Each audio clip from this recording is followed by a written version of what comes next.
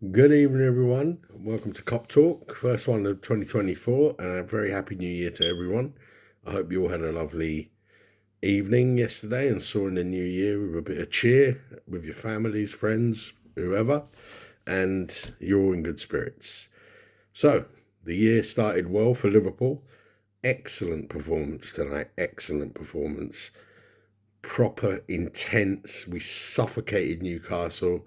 I didn't see I didn't see them really do much in terms in the first half, at least. We really, really put them under pressure. I mean, very, very good from Liverpool, and this is how we can play. And it's not an accident. This is how we've played really in the last few games. We played like this against Manchester United, although against Manchester United we were very, how can I put it? We kind of ran out of ideas a little bit against Manchester United. We lost our composure a little bit, and I was at that game, and the atmosphere was a bit flat, but it was to do with the team were not really, the tempo wasn't there. This game, the tempo was there. This was proper, really, really good from Liverpool. Some real standout performances. I think Curtis Jones had his best performance for Liverpool that I've seen in a long time. I mean, really, that's what I've been waiting for him. He really showed today he belongs in that first team now. He really drove Liverpool forward. He got the ball. He wasn't trying to overcomplicate things. He was playing it simple when he had to. He was trying to be creative. He was good on the ball, and like I said, broke the lines well. Very good from him. I was really impressed with him. Gomez looked solid, no mistakes really from him that I can remember.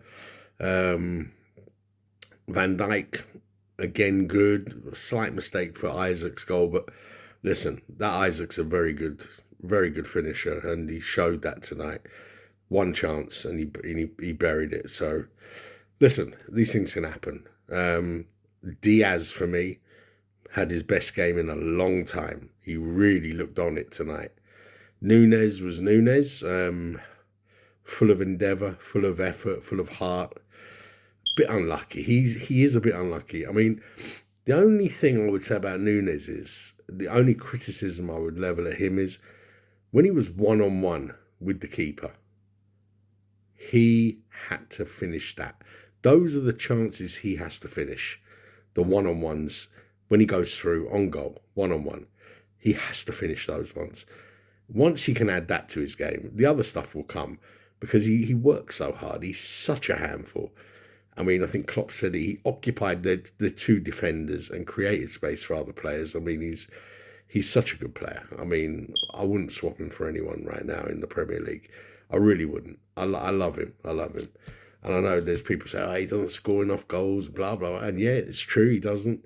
But I really like him, and I think there's a real top player there. Endo, again, solid, very good. I like him a lot. I've liked him from when he first came to Liverpool. Even his first few games when he didn't look quite quick enough, and I think the pace of the Premier League, he needed a bit of time to adjust to it, but he showed what a top player he is. And now he's going to be huge for the rest of the season for us when he comes back from the Asia Cup, because he's so full of experience, and he's such a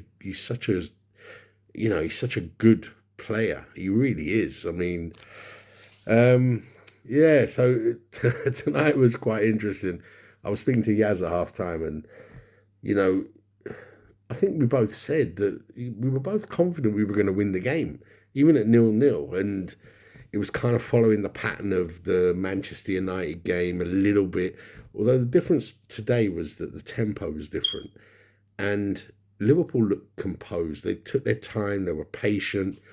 And the goals came. They really did. I mean, some good goals. 2 soft-ish penalties, but they're penalties as far as I'm concerned. The fact that the players didn't go down immediately. Well, you got to look at it. When you're running at speed, I mean, look, I was never I'm not a professional footballer. I played football as a kid. So totally different, my understanding of it. But I can imagine if you're running at top speed, which these guys are, and somebody knocks you off balance, even the slightest touch knocks you off balance. I mean, you go down. I mean, why? Let's look at the Diaz one. Diaz was about to score. He wouldn't go down. He would not go down if he couldn't stop himself from going down. All right, sometimes players don't do themselves any favours. It can look a bit theatrical, but listen, they were both penalties. Jota's one. Jota, why would he go there? Why would people are saying? I mean, I've seen some comments, friends of the show, Regalina, saying that Jota's diving all over the place. Listen, that's not a dive. It's not a dive. He was knocked even slightly. He had an open goal. He was going to get to the ball. He lost his balance. There's no reason for him not to stay on his feet and score the goal himself. So that's those two. Two tight decisions for offside. Diaz in the first half, goal disallowed, and I think who had a goal disallowed for Newcastle? One of their players had a goal disallowed. Very tight offside, but they were offside. So listen, we have to just move on with those. But yeah, it was a very good performance. I was happy, and I think the big thing with Liverpool, our bench is strong. Our bench is strong. Previous years, we've had a bench where we couldn't really affect the game too much from the bench. Now, Klopp can affect the game. I mean, at 1-1, he made the 3 substitutions. And I honestly thought Diaz should have stayed on. And I think Yaz did as well. But he took him off, and look what happened. The goals came. He just gave Newcastle something different to think about. And he gave us a different option, and that's what we have. We have different options now on the bench.